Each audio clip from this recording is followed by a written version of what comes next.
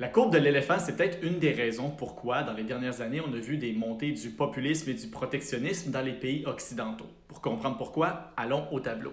Cette courbe-là, c'est la courbe éléphant, officiellement la courbe Lachner-Milanovic. Et c'est une des courbes les plus importantes pour comprendre l'économie mondiale moderne. Bon, on l'appelle la courbe éléphant parce que ça ressemble un peu à un éléphant. C'est une courbe qui représente la croissance du pouvoir d'achat de tout le monde sur Terre sur une période de 20 ans, de 1988 à 2008. C'est la période de 20 ans entre la chute du mur de Berlin et la crise financière de l'immobilier aux États-Unis. En d'autres mots, c'est essentiellement les 2 décennies d'hégémonie économique occidentale, caractérisées par le libre-échange et la globalisation. Sur l'axe horizontal, on a la croissance du pouvoir d'achat de quelqu'un pendant cette période de 20 ans. Et sur l'axe horizontal, on a la population humaine au complet selon leur percentile de revenus au début de la période de 20 ans. En d'autres mots, imaginons qu'on prend tous les humains sur Terre puis on les met en ligne selon leurs revenus en 1988. L'humain qui était au milieu de la file en 1988 a vu son pouvoir d'achat augmenter d'à peu près 80% pendant la période de 20 ans. Alors, qu'est-ce qu'on voit du graphique? Au bas de l'échelle, on a le 5% d'humains qui sont en pauvreté absolue. Pour eux, les 20 années n'ont pas été très bonnes. Leur pouvoir d'achat a baissé d'à peu près 5%. Après ça, on a le tiers-monde, les gens qui se trouvent essentiellement dans le tiers inférieur des revenus mondiaux. C'est là qu'on trouve par exemple certains pays de l'Afrique subsaharienne.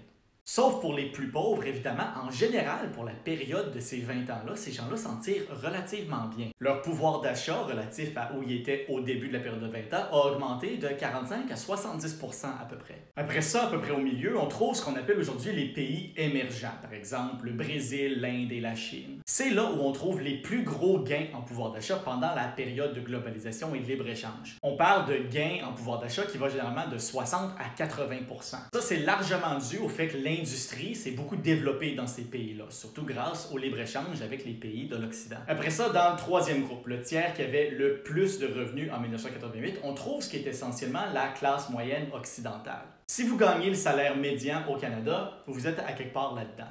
Pour ces gens-là, la globalisation, le libre-échange les a pas rendus plus riches, même que pour certains d'entre eux, ça les a appauvris. Il y a beaucoup de raisons différentes pour ça, mais en partie, c'est parce que beaucoup des emplois manufacturiers sont passés de l'Occident vers les économies en développement. Et puis finalement, en avant de la file, on a le 1% global, c'est-à-dire les personnes les plus riches au monde. Pour eux, cette période de globalisation et de libre-échange-là a aussi été très payante. Leur pouvoir d'achat a augmenté d'à peu près 60%. Et avec ce graphique-là, vous pouvez peut-être commencer à voir pourquoi il y a de la grogne dans la classe moyenne, la classe ouvrière des pays occidentaux. Parce que pendant cette période-là de globalisation et de libre-échange, il y a juste eux et les plus pauvres qui n'ont pas vu leur pouvoir d'achat augmenter. Tandis que les membres les plus riches de leur société, eux, ont vu une grosse augmentation relative de leur richesse. Évidemment, si on regarde le graphique dans son ensemble pour toute l'humanité, c'est une période où l'humain moyen a certainement beaucoup gagné en richesse. Mais si vous vivez ici, ça, vous ne l'avez pas vu. Ce qui explique peut-être la grande remise en question dans les pays occidentaux du modèle économique dominant de cette période de l'histoire-là. C'est le genre de choses qui mènent à un rejet des élites, le populisme, et une préférence contre le globalisme et le libre-échange qui a été dominant pendant cette période de l'histoire.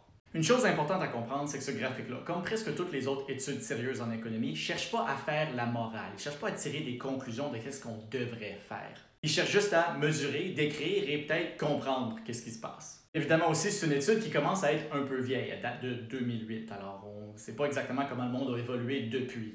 Et comme les changements politiques sont généralement à rebours des réalités économiques, ça se peut que ce soit une partie importante de l'explication de ce qu'on est en train de vivre présentement.